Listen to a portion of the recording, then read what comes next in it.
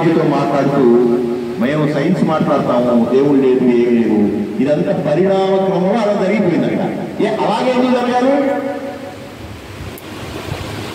ఒక మనిషి 9 నెలల్లో 10 నెలల్లో మోసి బిడ్డలు అంటున్నాడు అనేటట్టు మనందరూ తెలుసు. పరిణామ క్రమంలో ఎందుకు మాత్రం ఇంకా 20 నెలలు కావాల్సి వస్తుంది, లేదా 30 నెలలు కావాల్సి వస్తుందని అనాది నుంచి ఆ 9 నెలలు ఉన్నాయే. ఎందుకని అంత సిస్టమ్ కరెక్ట్గా ఉంది? పరిణామ క్రమం మారాలిగా. నువ్వు చెప్పినటువంటి సైన్స్ ప్రకారం ప్రతిదీ మారుతుందండి, దాని అంతర్గానే మారుతుందని వాదించావు కదా, నీకు జ్ఞానం ఎక్కువయ్యి. మనిషి ఆహారం కోసం వెతుకులాడి చివరికి దాన్ని చక్కగా ఉడికించుకుని కాల్చుకుని చక్కగా పచనం చేసుకుని మెత్తగా చేసుకుని తినడం అలవాటు పడ్డాడు కదా. ఇది పరిణామ క్రమంలో మారింది. పరిణామ క్రమం అసలు ఆహారమే లేదనుకోండి, ఇది అసలు పరిణామం ఎట్లా ఉంది, దాని మార్పు ఎట్లా ఉంది? దీన్నంతా సృష్టించి మాకు పెట్టలేదా మనకి? అటువంటి యజమానైనటువంటి భగవంతుడిని వదిలేసి ఈ మాయాలోకంలో భగవంతుడే లేడు, భగవంతుడికి ఏమీ లేదు, దాని అంతటికి అదే జరిగిపోతుంది అని విపరీతమైనటువంటి జ్ఞానంతో మాట్లాడుతూ ఉంటారు. వీళ్ళు భయంకరమైనటువంటి మాయలు మునిగిపోయి ఉన్నారని గుర్తుపెట్టుకోండి. అందుకనే నాస్తికుడు గోరిగిపోవాలి, ఆస్తికుడుగా ఉండాలి. ఆస్తికుడు అంటే ఆశావాది, నాస్తికుడు అంటే నిరాశవాది. నిరాశం కావాలా, ఆశ కావాలా? సరే, పుణ్యం పాపం పక్కన పెట్టండి, వేరే జన్మలో ఏదేదో మంచి చెడు పక్కన పెట్టండి. ఒక ఆశతో బతుకుతాడా, నిరాశతో జీవిస్తాడా? అన్నీ ఉన్నారు, అందరూ ఉన్నారు, అక్క చెల్లెలు ఉన్నారు, అంతా ఉంది, నాకు పెద్ద బలం ఉంది, వ్యవహారం అంతా ఉంది, బట్ నన్ను కొడితే ఎవరు రారు, వీళ్ళు ఎవరు రారు, వేస్ట్, నా జన్మ వేస్ట్, ఏ చిన్న కష్టం వచ్చినా వీళ్ళకి చెప్పడం వేస్ట్ అని నిరాశతో బతికి, ఏ చిన్న కష్టం వచ్చినా కూడా అన్నదమ్ములతో అక్కజేళ్ళతో పంచుకోకుండా వీళ్ళు ఏం చేయగలరు, వీళ్ళు వేస్ట్ అంటూ నిరాశకు బతికిన వాళ్ళు ఏదో ఒక రోజున చిన్న కష్టం వస్తే ఎవరి ద్వారా తెలుసుకుని ఆ పెద్దన్నయ్యో చిన్నన్నయ్య వచ్చి ఏంటి అది మాకు ఎందుకు చెప్పలేదు, అమ్మా ఎక్కువండి వెంటనే తీసుకెళ్ళిపోయి వాడితో మాట్లాడి టక్క సెటిల్ చేస్తే వీడు ఎక్కడ లేనటువంటి ఆనందం. అంటే నిరాశ పొంగదీస్తుంది కానీ ఆశ పెంచుతుంది. సెంటర్లో ఎవడో కొట్టాడు పర్వతం, నన్ను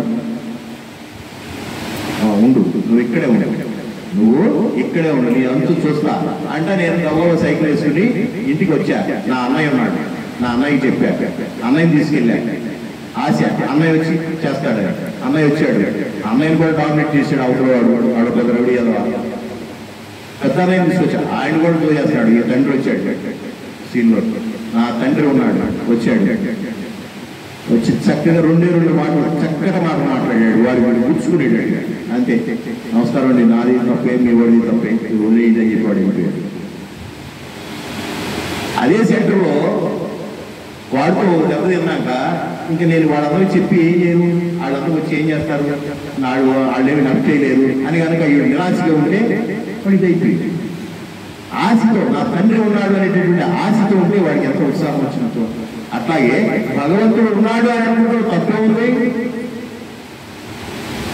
ఎవరో ఒకరు ఉన్నారు, నేను చెప్పదలుచుకున్నటువంటి కష్టాలన్నీ నా వాళ్ళందరికీ చెప్పారు, ఎవరు తీర్చరా.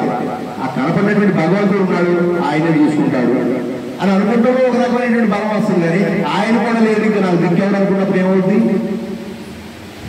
అందుకని మూఢులైనటువంటి వారు మహా జ్ఞానవంతులు అని చెప్పేసి నిరాశావాదంతో ఏమీ లేదు, ఇదంతా పరిణామ క్రమంలో మారిపోతుంది అని చెప్పి సైన్స్ టెక్నాలజీ అంటూ మాట్లాడుతూ భగవంతుడిని మరి హీనంగా చూస్తూ భగవంతుడు జరిగే రానటువంటి వారు, నా సంగతి తెలియనటువంటి వారు నన్ను ఏనాడు కొలవలేరు బాబు.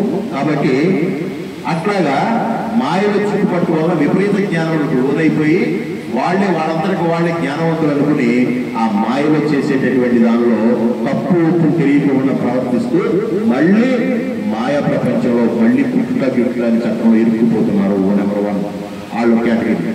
రెండో కేటగిరీ ఆసురు ప్రవృత్తి గల వారు. వాడు పుట్టడమే భయంకరమైనటువంటి ఆసురిక లక్షణాలతో పుట్టాడు, అంటే రాక్షసత్వం అన్నమాట. ఇప్పుడు మనం వాళ్ళు ఐడెంటిఫై చేయలేము. ద్వాపరయుగంలో కృతయుగం అంతా కూడా చాలా మంచివాళ్ళు అండి, 100% మంచివాళ్ళు. 100 మందికి 100 మంది మంచివాళ్ళు. అక్కడే కలుపు వేయాల్సిన అవసరం లేదు, తాళ వేయాల్సిన అవసరం లేదు, ఏది ఎక్కడ పెట్టినా పోదు. ఆ ద్వాపర యుగం వచ్చేటప్పటికి ఆ మంచి చెడు అనేటటువంటిది నిదానంగా మొదలైంది. అది ఒక ఇంట్లోకే చేరిపోయింది. ఒక ఇంట్లోనే ఉన్నాడు కదా దుర్యోధనుడు. ఒక కడుపును పుట్టిన వంశంలో పుట్టిన వాళ్ళే దుర్యోధనుడేమో ఆసురికమైనటువంటి లక్షణాలు, మరి అర్జునుడు మొదలైనటువంటి పాండవులకేమో దైవిక లక్షణాలు. ఒక ఇంట్లోకి చేరిపోయింది. ఇప్పుడు మంచి చెడు, రాక్షసత్వం, దైవత్వం, మరి దివ్యత్వం, మానవత్వం, రాక్షసత్వం అన్ని గుణాలు మిక్స్ అయిపోయి ఈ కలియుగంలో మానవుడు పుట్టాడు. వాళ్ళంటే వేరుగా కనపడాడు. రావణాసుడు వేరుగా కనపడ్డాడు. ఆ రంగంలో ఉండేవాడు రాక్షసులంతా. లేకపోతే ధనకార్యంలో కొంతమంది రాక్షసులు ఉండేవాళ్ళు. మానవులంతా మా జనారణ్యాలలో ఉండేవాడు. దైవతాలోకం దేవతాలోకంలో ఉండేవి. కానీ ఇక్కడే నువ్వే భగవంతుడివి, నువ్వే దేవుడివి, నువ్వే దెయ్యానివి, నువ్వే రాక్షసుడివి, అన్ని రకాలైనటువంటి యాటిట్యూడ్ ఈ కలియుగంలో నడపడతావు. ఒక వ్యక్తితో నేను నవ్వుతా మాట్లాడతావు, కోణం దగ్గరికి వచ్చేటప్పుడు చిరాకు మాట్లాడతావు. చూసారా, ఒక వ్యక్తి పట్ల ఫేవర్గా మాట్లాడతావు, వాడికి ఎంతైనా దోసి పెడతావు, అర్హుడైనటువంటి వాడిని పక్కన పెట్టేస్తావు. అవసరమైతే ఈ మీదకి ఏదైనా వస్తుంది అనుకుంటే వీటిని బలి చేసేటటువంటి కార్యక్రమం కూడా చేస్తావు. గొడవలో లేదు ఇంజనీరింగ్ కాలేజీలో లాగా. ఇవన్నీ ఆసురిక లక్షణాలు కాదా? రాక్షసత్వానికి సంబంధించిన సింబలైజుడు కాదా? నేను చేసేటువంటి పొరపాటుకి, నేను చేసుకోవాల్సినటువంటి, నేను చేయవలసినటువంటి క్రమశిక్షణకి నేను పాటించలేదని, నాకేదో నా మీదకి ఏదో వస్తుందని చెప్పేసి ఏవో ఒక్కడో పని చేసేస్తాను. ఏ ఒక్కడో తీసుకొచ్చి నేను చేశాను, ఇది ఎవరికి సంబంధం లేదు అని అనిపిస్తాను. అట్లాగా మనిషిలోనే ఇన్ని లక్షణాలు కలియుగంలో ఉన్నాయి. అంటే మాయ ఎంత స్ట్రాంగ్ అయిపోయిందో చూడండి. మాయ అప్పుడు డిఫరెంట్గా ఉండేది. ఇటు చెడ్డోడు మంచోడు అని తెలిసి ఆ యుగాల్లో. ఇప్పుడు మంచోడేవో చెడ్డోడేవో తెలిసి ఇన్ని మంచి మాటలు చెప్పినటువంటి వీళ్ళలోనే ఆంతరిక లక్షణాలు ఉన్నాయి, వీళ్ళలోనే మానవ లక్షణాలు ఉన్నాయి, వీళ్ళలోనే అన్ని చెడ్డ లక్షణాలు ఉన్నాయి, వీళ్ళలోనే మంచి. ఒక్కొక్క సమయానికి తగ్గట్టుగా, పరిస్థితికి తగ్గట్టుగా, స్వభావానికి తగ్గట్టుగా ప్రవర్తిస్తున్నాడంటే అన్ని లక్షణాలు నాలో ఉన్నట్టు కాదా? నాకు అనుకూలంగా ఉంటే ఒక రకంగా మాట్లాడతా, అననుకూలంగా ఉంటే మరొక రకంగా మాట్లాడతా. అయిపోరా మాయ అలా డిఫరెంట్ అయిపోయింది చూడండి. ఇంత మాయా ప్రపంచంలో బతుకుతున్నాం. సరే, మాయ ఎవరి నుంచో కాదు, మనలోనే ఉన్నది, మనతోనే ఉన్నది, మన చుట్టూ ఉన్నది. కాబట్టి దాన్ని తొలగించుకోవాలంటే భగవంతుడి యొక్క పాదాలని మనం ఆశ్రయించాలి అనేటటువంటి విషయాన్ని చెప్తూ, ఆఖరిగా విధిని మాత్రం ఎవరూ తప్పించలేరు అనేటటువంటి విషయాన్ని మనకి చెప్తూ వస్తుంటారు. విధి గురించి మాట్లాడుతూ చెప్తుంటారు. ఆ విధి కూడా మాయలో భాగమే.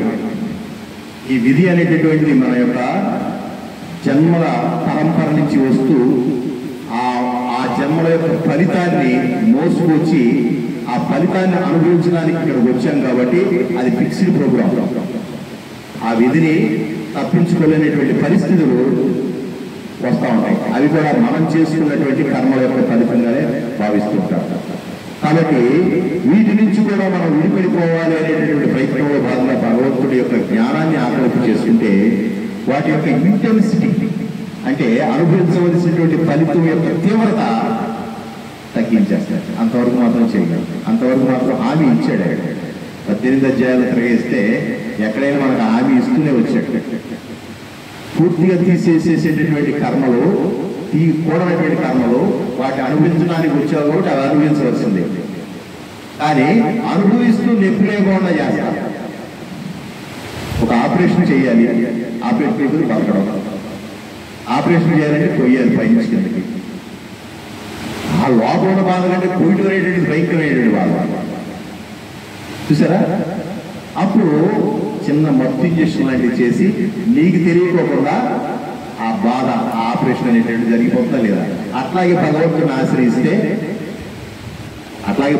ఆశ్రయిస్తే ఆ బాధ తెలియకోకుండా ఆ బాధ కాలాన్ని జరిపించేస్తాడు. ఆ బాధ కాలాన్ని జరిపించి ఒడ్డునే చేస్తాడు. అట్లాగే గురువు గారు బయట పెట్టాడు. ఆయన బాధ అనుభవించవలసి వచ్చింది. భగవంతుడి గారు బాధ వేసుకున్నాడు. ఇక్కడ ఉన్నటువంటి అనేక మంది శిష్యులు ఆయన కోసం ప్రార్థించారు. ఆయన కోసం తాపత్రయకు చెందినటువంటి హృదయాలు ఎన్నో ఉన్నాయి. వాటన్నిటినీ పరిగణలోకి తీసుకున్నాడు ఆయన. కాబట్టి ఆ నొప్పి తెలియకుండా, ఆ నొప్పి ఎంతో అనుభవించవలసినటువంటి నొప్పిని కూడా అతి తక్కువ కాలంలో అతి జాగ్రత్తగా బయటపడేటటువంటి విధానాన్ని చూపెట్టాడు. ఆ రకంగా కర్మ యొక్క కర్మ యొక్క ఫలితం యొక్క తీవ్రతని తగ్గించగలడు భగవంతుడిని ఆశ్రయిస్తే అనేటటువంటిది మన లైవ్ ఎగ్జాంపుల్స్ ఉన్నాయి. కాబట్టి ఈ విధి అనేటటువంటిది ఎలాంటిదంటే కొన్ని విధి నుంచి తప్పుకోలేవు అనేటటువంటి దానికి ఒక చిన్న కథ చెప్తారు స్వామి. ఏం చెప్తారంటే, ఇంద్రలోకంలో ఇంద్రుడు, ఆయన భార్య పేరు ఇంద్రాణి. ఆ ఇంద్రాణి గారు ఏదో ఒక చిలకను పెంచుకుంటుంది, అల్లారు ముద్దుగా పంచవన్యల చిలక. ఆ చిలుకకి చాలా కాలం తర్వాత రోగగ్రస్తమైంది, అనారోగ్యం ఏర్పడింది, సాగు బతుకుల మధ్య ఉన్నది. ఎవరు? చిలక. ఇంద్రాణి గారికి రోదన, అయ్యో నా పెంపుడు పక్షి ఎలా అయిపోయిందే ఎలా అని ఇంద్రుడి దగ్గరికి వచ్చి, ఏమయ్యా ఇంద్రుడిని అంటావు, చంద్రుడిని అంటావు, సూర్యుడిని అంటావు, నా చిలకని బతికించవయా, చచ్చిపోయేటట్టుంది అని భార్య ఇంద్రాణి గారు ఇంద్రుడిని కోరదు. అలాగా అరే చేయొచ్చులే, నాకు ఉండలే, దాన్ని సృష్టించినటువంటి బ్రహ్మ మంచిలో ఉన్నారు కదా, బ్రహ్మ దగ్గరికి వెళ్దాం అని చెప్పేసి ఇంద్రుడు గారు బ్రహ్మ దగ్గరికి వెళ్ళి, ఏమయ్యా నా భార్య పెంచుకున్నటువంటి చిలుక, దీన్ని ప్రాణం కోసం పెంచి సృష్టించావు కదా, ఇది చనిపోయేటటువంటి పరిస్థితి వచ్చింది, దీన్ని నువ్వే రక్షించాలి అని అంటే, అవును గారి ఇంద్ర, సృష్టించడం అయితే నేనే చేశాను, కానీ దీన్ని పోషించింది విష్ణువు. కాబట్టి విష్ణువు దగ్గరికి మనం వెళ్ళాల్సింది. ఇప్పుడు ఆ పోషణ పోతేనే ఇది పోవాల్సింది. కాబట్టి పోషణలో ఏదైనా లోపం వచ్చిందేమో చూద్దాం, ఆయన దగ్గరికి వెళ్తే ఏమన్నా రెమెడీ దొరుకుతుందేమో, నేను కూడా వస్తాను పదా అన్నాడు. ఇంద్రుడు బ్రహ్మ కలిసి విష్ణువు దగ్గరికి వచ్చారు. ఆయన అడిగారు, కరెక్టే, ఆయన సృష్టించి నా చేతిలో పెట్టాడు, నేను పోషిస్తూ వచ్చాను, బాగానే ఉంది. కానీ ఒకనొక టైం వచ్చేటప్పటికి దీన్ని లైవ్ చేసుకుంటానికి పర్మిషన్ ఉంటుంది. ఆయన పర్మిషన్ లేకుండా లైవ్ అనేది అంటే చనిపోవడం జరగదు కదా. కాబట్టి ఈ చనిపోవడానికి బ్రేక్ వేయగలిగేటువంటి మహావ్యక్తి ఆ మహాదేవుడు అనేటువంటి శివుడే ఉంటాడు. కాబట్టి నేను కూడా వస్తాను పదండి అని ఇంద్రుడు, బ్రహ్మ, విష్ణువు కలిసి శివుడి దగ్గరికి వచ్చారు. శివ, ఎంతకాలం అయిందా మనం ముగ్గురు కలిసి, త్రిమూర్తులు కలిసి, ఏంటి ఇంద్రుడిని వేసుకొచ్చారేంటి, ఇది పరిస్థితి. అరే చిలక చనిపోతుందా? ఓ, అయితే ఇది ఎప్పుడు చనిపోవాలి, ఏ కారణం చేత చనిపోవాలి, ఆ కారణం చేత చనిపోయిన తర్వాత నాలో ఐక్యం చేసుకుంటాను. ఎప్పుడు చనిపోవాలి, ఏ కారణం చేత చనిపోవాలి, ఇది చూసి నా దగ్గర పరిశీలించి పంపించవయా అని చెప్పి ఎవరు తప్పు చెప్పాను ఈ డ్యూటీ. మరి ఆయన డ్యూటీలో నేను కలగజేసుకుంటే బాగోదు కదా, నేను కూడా వస్తాను, వెళ్దాం అడుగుదాం అని చెప్పి ఇంద్రుడు, బ్రహ్మ, విష్ణువు, శివుడు కలిసి ఎవరి దగ్గరికి వెళ్ళారు. అమ్మ, నా యమలోకం ధన్యమైపోయింది, ఎంతమంది మహానుభావులు కలిసి వచ్చారు, పరమాత్మ విష్ణు రూప, బ్రహ్మరూప, అమ్మమ్మ నా తండ్రులందరూ ఇక్కడే ఉన్నారని ఎంతో సంతోషపడిపోయి, ఏంటి పని, నేను చేయదగినటువంటి పని ఏమిటి అన్నాడు. ఏం లేదా, ఇదో ఈ ఇంద్రాణి గారి చిలక చనిపోతా ఉంది, అది చనిపోవడానికి వీలు లేదు, తప్పించాలి, దానికి ఏమన్నా చేయాలి. మీరు ఇంతమంది వచ్చారు కాబట్టి పని చేద్దామండి, మేము ఏ జీవి ఏ కారణంతో ఎప్పుడు చనిపోవాలో, ఏ కారణంతో చనిపోతుందో ఒక ఆకు మీద రాసి ఇదిగో ఆ రూమ్లో అది కడతామండి, అది ఆ టైంకి జారి కింద పడినప్పుడు ఆ కారణం చేత చనిపోయింది అని నిర్ధారణ చేస్తాము. ఇప్పుడు వెళ్ళి చనిపోవడానికి సిద్ధంగా ఉందంటున్నారు కదా, ఆ ఆకు మా వాళ్ళు ఏదో రాసి కట్టే ఉంటారు అక్కడ, ఆ ఆకు తీసేస్తే పోలా, అది రాలిపోతే మనం చచ్చిపోతాం, అది రాకుండానే అది మనం తీసేస్తే ఆగిపోద్ది కదా. ఆయన అది తెలివితేటతో వీళ్ళందరికీ ఏదో మేలు చేయాలని అందరు కలిసి ఆ ఆకులు కట్టిన చోట ఆ రూమ్కి అందరూ కలిసి వాళ్ళకెళ్ళగానే అప్పుడే ఒక ఆకు రాలి కింద పడతాడు. గబగబా వెళ్ళి ఎవరితో ఉంటుందని చెప్పేసి ఆ ఆకు తీసుకెళ్తే ఇంద్ర, బ్రహ్మ, విష్ణు, శివుడు, యముడు కలిసి ఎప్పుడైతే ఈ రూములోకి ఎంటర్ అయ్యారో అప్పుడు మాత్రమే పంచవన్న చిలక చనిపోవును. వీళ్ళందరూ చూశారు ఏమైంది, ఆకు రాలింది, ఆకు మీద చదివితే ఇది ఉంది. ఎప్పుడైతే ఇంద్రుడు, బ్రహ్మ, విష్ణువు, శివుడు కలిసి ఈ రూమ్ లోకి ఎంటర్ అవుతారో అప్పుడు పంచవర్ణ చిలక చావు అన్నారు. వీళ్ళు ఎలకుండా బతికేది. ఒక్కోసారి మనం మేలు చేస్తున్నాము అనేటటువంటి భావంతో ఒక్కోసారి మనం మీరు కూడా తలబెడతాం. మనం చేసేటటువంటి పనులు ఎలాగా వీధిని ఎవరు తప్పించుకోలేరు. చూసారా? కాబట్టి మనం విధికి, మాయకి మరి అతీతమైనటువంటి స్థితికి వెళ్ళిపోవాలి అని అంటే, మరలా మాయా ప్రపంచంలోకి జన్మించుకోకుండా ఉండాలి అని అంటే, ఈ పుట్టుట గిట్టుట అనేటటువంటి భవసాగరాన్ని తప్పించుకోవాలని అంటే, ఈ కుమ్మరిసారి అనేటటువంటి ఈ చక్రంలో పడి మళ్ళీ మట్టే కొండగా, కొండే మట్టిగా, మట్టే కొండగా అనేక సార్లు తొక్కబడి అనేక సార్లు మళ్ళీ కొండలుగా తయారయ్యేటటువంటి ఈ శరీరాలు మాకు వద్దు. మేమేదో పుణ్యవశాన 84 లక్షల జీవరాశుల్లో 83,99,999 కాకోకుండా ఉత్తమమైనటువంటి జన్మగా, ఆఖరి జన్మగా ఉన్నాము. ఇక్కడి నుంచి మళ్ళీ మేము బ్యాక్ టు పెవిలియన్ వెనక్కి వెళ్ళకోకుండా నీలో మమ్మల్ని కలిపేసుకుని అటువంటి మోక్షాన్ని ప్రసాదించాలని చెప్పేసి భగవంతుణ్ణి ప్రార్థిస్తూ, అటువంటి మోక్ష మార్గంలోనూ, అటువంటి ముక్తి మార్గంలోనూ మమ్మల్ని ప్రవేశపెట్టి, అటువంటి జ్ఞాన మార్గంలో మమ్మల్ని తీసుకువెళ్ళి సులువుగా నీలో ఐక్యం చేసుకున్న రోజులే మా ఆత్మలు శాంతిస్తాయని, అటువంటి ప్రక్రియ కోసం ఈ సాధనా సంపత్తిని, ఈ నాకు ఇచ్చినటువంటి శక్తిని, నాకు ఇచ్చినటువంటి మరి ఆ తెలివితేటలని, విచక్షణని కూడా ఆ దిశగా నన్ను నడిపించాలని చెప్పి ఆ భగవంతుడైనటువంటి నేను కోరుకుంటూ, ప్రార్థిస్తూ, ఈ అవకాశం ఇచ్చినటువంటి ముక్తి పదం నిర్వాహకులకి ఈ 4 మాటలు విన్నందుకు మీ అందరికీ కూడా సాయిరాం తెలుపుకుంటూ, జై సాయిరాం.